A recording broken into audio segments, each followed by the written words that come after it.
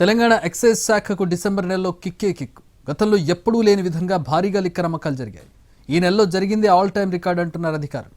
ఒకవైపు గ్రామ పంచాయతీ ఎన్నికలు, మరోవైపు డిసెంబర్ 31 రావడం ఎక్సైజ్ శాఖకు కలిసి వచ్చింది. ఒక్క డిసెంబర్లోనే 5,050 కోట్ల అమ్మకాలు జరిగాయి. డిసెంబర్ 31 రాత్రి 350 కోట్ల రూపాయలకు పైగా మద్యం అమ్మకాలు జరిగాయి.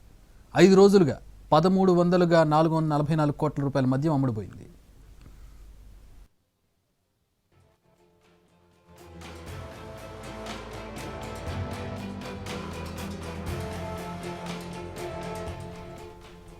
తెలంగాణలో న్యూ ఇయర్ వేడుకల్లో మద్యం ఏరులై పారింది. న్యూ ఇయర్ వేడుకల సందర్భంగా మద్యం విక్రయాలు కొత్త రికార్డులు సృష్టించాయి. డిసెంబర్ 25 నుంచి 31 వరకు 1350 కోట్ల రూపాయల విలువైన మద్యం అమ్మకాలు జరిగాయి. ముఖ్యంగా డిసెంబర్ 29, 30, 31 తేదీల్లోనే దాదాపు 1000 కోట్ల విలువైన మద్యం విక్రయాలు జరిగినట్టు సమాచారం.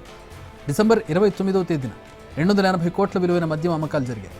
డిసెంబర్ 30న 380 కోట్లు, 31వ తేదీన 375 కోట్ల అమ్మకాలు జరిగినట్టు అంచనా.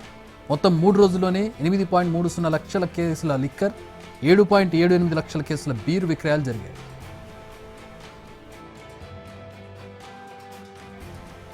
తెలంగాణలో డిసెంబర్ 2025లో రికార్డు స్థాయిలో మద్యం అమ్మకాలు జరిగాయి. మొత్తం అమ్మకాలు 5,102 కోట్లకు చేరుకున్నాయి. గత డిసెంబర్లో మద్యం అమ్మకాలు 4,300 కోట్లు దాటాయి. 2025 చివరి రోజు డిసెంబర్ 31న రాష్ట్ర ఎక్సైజ్ శాఖ మద్యం అమ్మకాల ద్వారా సాయంత్రం సమయానికే దాదాపు 350 కోట్లకు పైగా సంపాదించింది.